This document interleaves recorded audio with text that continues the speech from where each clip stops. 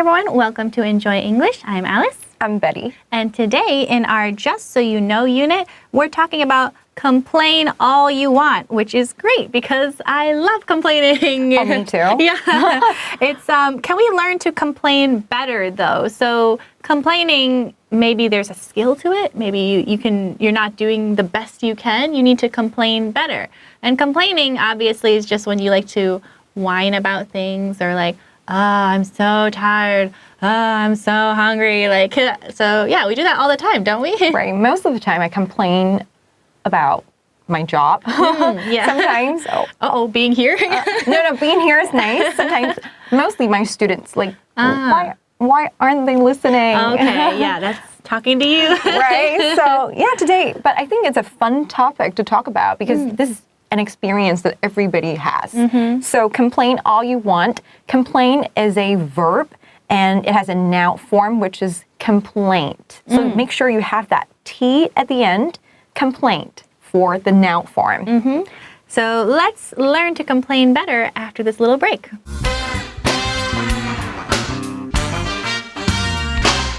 Complain all you want. Everyone complains. It is a totally normal and natural thing to do.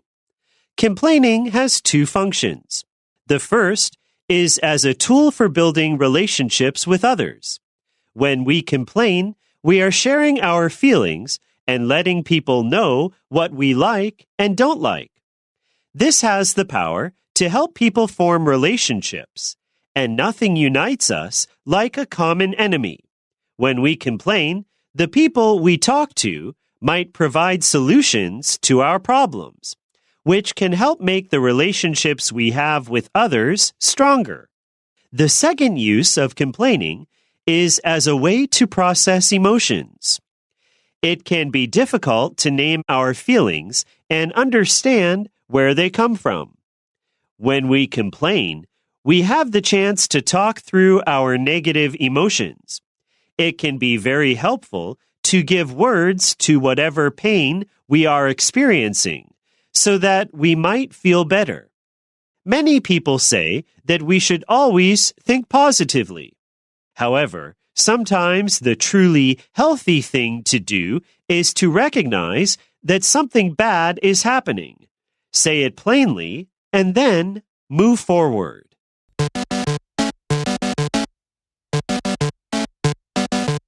All right, so let's start our all English unit today with our first paragraph, which says, everyone complains. So that's me, you, right? That's all of you watching. It's everyone complains. You can't tell me that, I've never complained in my life. You can't lie to us like that. But Everyone we can complains. try to complain less, perhaps. Right. I feel that when people grow older, we tend not to complain as much. Yeah, I think usually complaining is viewed as a negative thing, I would say. But maybe it can be positive. Let's find out. It is a totally normal and natural thing to do. So it is positive in a way, right? Because it's normal and natural.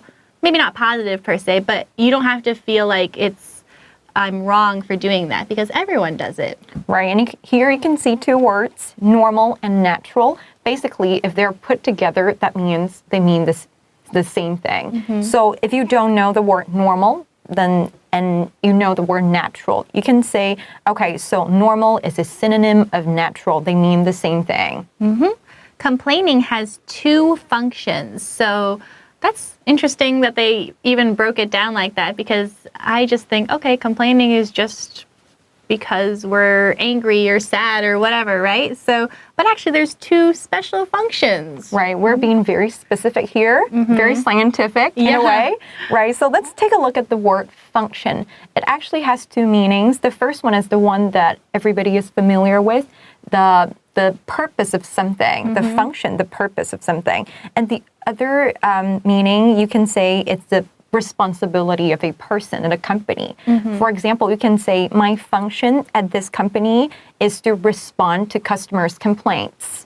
Okay, so functions, two meanings here.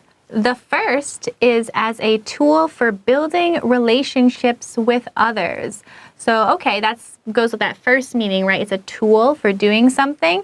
And in this case, it's building relationships with others. So relating to people, which actually is, now that I think about it, that makes sense. Like when I complain, oh, I'm so tired, you might say, me too, and we're relating, right? Right, we're bonding yeah. in a way, right? So the first is a tool. A tool is something that helps you to do something else. A tool for gardening, okay? And a tool for, in this case, building relationships with others. Here, I want you to take a look at this phrase, build relationship. Relationships can be built. So this is called collocation in English, like what verb goes with what nouns. And here, relationship goes with build. You build a relationship. When we complain, we are sharing our feelings and letting people know what we like and don't like, which now that I think about it more, that's so true, right? When I tell you, oh, I'm so tired, or I can't stand my job or whatever, right? I'm telling you, all right, I don't like my job, or I don't like being sleepy, right? So it's letting you know more about me and how I feel. A way of sharing in a sense, right? So here it says you're sharing your feelings, giving people a chance to know you better. So basically when you complain, you're showing people your preferences. I don't like this, I don't like that. And people get to know you, and perhaps you find something in common when you complain. This has the power to help people form relationships, and nothing unites us like a common enemy, which again, if I say, oh, my boss, I don't like them at all, and you might say, oh yeah, me too. My boss now is fine. But be careful. we like our boss. Right.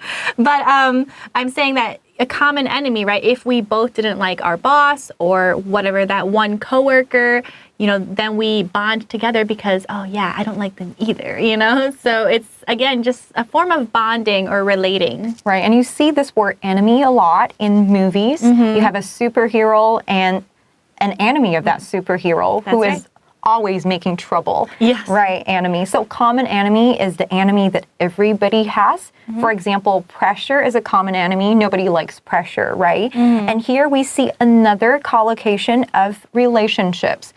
In our previous sentence, we talk about build relationships. Here, you can also form relationships. Basically, they mean the same thing. And there are a few other words. For example, develop. You can develop your relationship. Same thing. You can establish your relationship. And if we're talking about opposite, sometimes you damage your relationship. Damage your relationship. A lot of verbs that go with relationships. Right, a lot of them. When we complain, the people we talk to might provide solutions to our problems, which can help make the relationships we have with others stronger. So sometimes when we complain, right, maybe you have a great idea on how I can solve my problem. Like if I complain I'm tired, you can suggest going to bed earlier or whatever, drinking coffee. Right. Some sort of solution to my problem that maybe I didn't think about. Right, so there are many layers to complaints alone. So here it says, people we talk to might provide solutions to our problems. Solutions means an answer to something, right? And you don't say solution of our problem. You say solution to our problem. Be careful with the preposition here. Solutions always go with to something. And I also want you to take a look at which. Here we have a relative clause, right? And it has a comma in front of that clause. So my question is, what is this which referring to? Is it referring to problems? If it is, it sounds a little bit strange, right? Because problems can make the relationship stronger. It's weird, right? Yeah. So it's referring to the previous clause, the complete clause. The fact that people we talk to might provide solutions to our problem. This is what the which is referring to. This thing can help make the relationship we have with others stronger. Be careful with the usage of which here. And then another thing you might want to pay attention to is the word make. Make has different usage, and they're all very important when you take a test or when you are doing daily conversation. You can make something and then you make the relationship stronger. So you can say make something adjective, make me happy, make me sad, make the relationship stronger. Object, adjective. So it's like make something else, right? So, all right, excellent. So let's take a little breather and then talk about paragraph 2.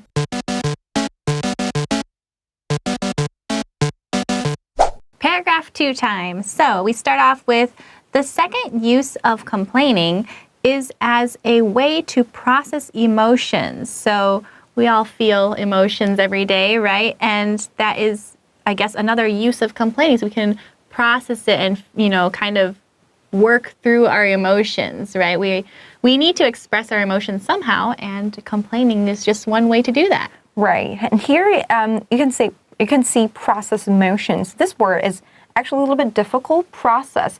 Alice mentioned work through. It's a way of explaining it.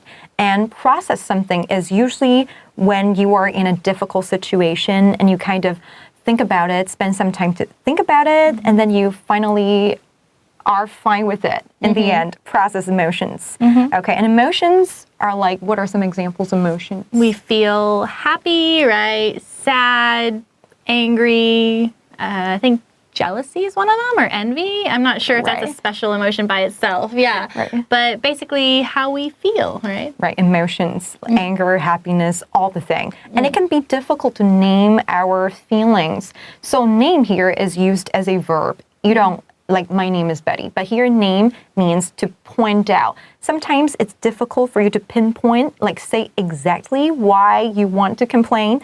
So it is good when you complain, you kind of, okay, so at that time I felt upset. I wasn't feeling angry. I was upset. Okay. It can be difficult to name our feelings and understand where they come from.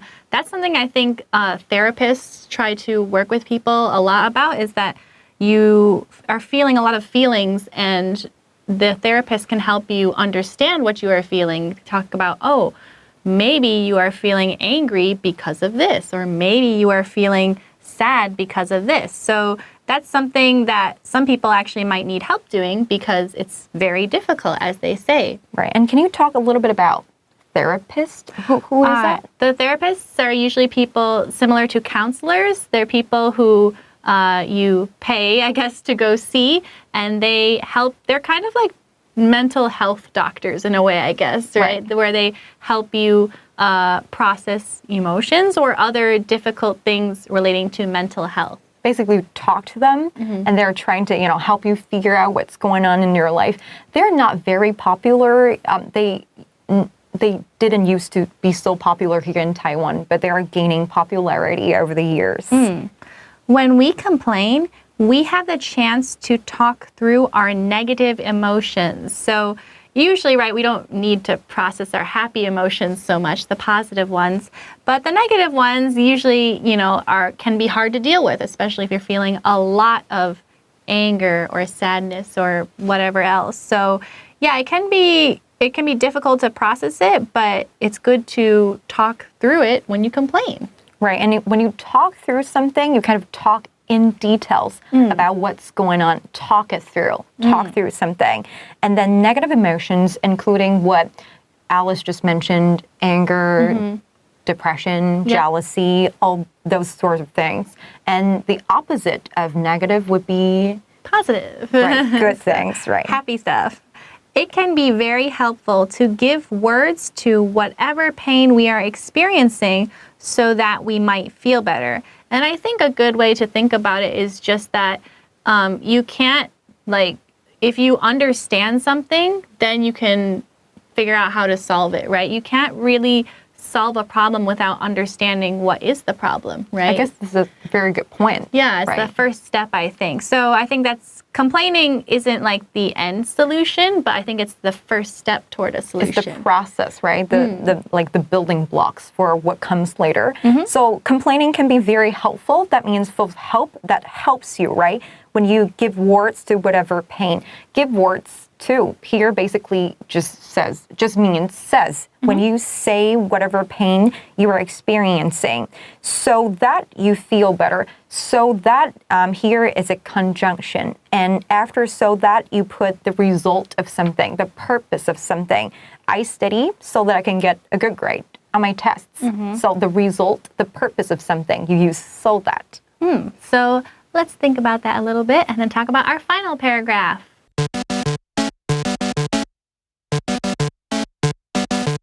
All right, our last part begins with many people say that we should always think positively, right? And you hear that a lot, like think positive, stay positive, right? It's something that many people say. A lot of people think that this is the best thing to do. Right. When you search the word complain, you put it onto the Google search, people are telling you complaints are not a good thing, right? Complaints should be avoided. You should do something else. But sometimes you can't really avoid complaining because, you're going through a tough time and you just need to, talk it through with someone else. So here it says, many people say we should always think positively. Positively is an adverb of positive. We talk about negative, right? So this is positive. You can say think positively, or you can say look at the bright side of things. However, sometimes the truly healthy thing to do is to recognize that something bad is happening, say it plainly, and then move forward. So again, it's not the end solution, but it's the first step toward that solution, because I don't think you can really solve something without understanding it. So once you understand it and admit it, acknowledge it, then you can move on and move forward. Right. This is actually what has been talked about in therapies. People say you have to admit that something is happening so that you can get your hands on it, so that you can, process through all the things that you have to process. Let's take a look at the sentence. The truly healthy thing to do is to recognize. This is a big word. Recognize means accept that something is true. So what is left for you to do is to accept that something terrible, unpleasant is happening. You have to accept that this is the reality you're looking at. And then you say it plainly. What does it mean when I say something plainly? I think it just means you say it directly, right? You say it right out loud. You don't try to say it in a nice way, right? Like maybe if somebody dies, you don't say directly, oh, they're dead. You say maybe they passed away or they moved on. That would be saying it not plainly. But if I just said it plainly, I would just say they died. Right, simply say it. Right, you just say it so that it's not confusing at all, or there's no chance of misunderstanding. Right, just be out with something. Just be out with what you want to say, what you have in mind. And then I think one thing that's very important here is to move on. You don't go back and complain about the same thing day after day, day in and day out. That just, A, is annoying for the people who have to listen to you, and B, it doesn't really help you move on with your life or work through the problem. You're kind of just stuck in the problem if you only complain and nothing else. Right, so complaining is a process, and you have to have that end solution one day. Yeah, so again, first complain, let it all out, vent as much as you want, and then we have to move on, move forward. Right, and then there's the word vent, right? Yes. This is the last vocab word. Yeah. Vent, I think, is a good word to know, V-E-N-T, really short. But yeah, you want to vent your feelings. Basically just tell people, a little bit like complaining, right? Vent to people. Okay. Yes, I'll say vent to me or let me vent to you. Yeah. So that's all the time we have today. We will see you all next time. Bye-bye.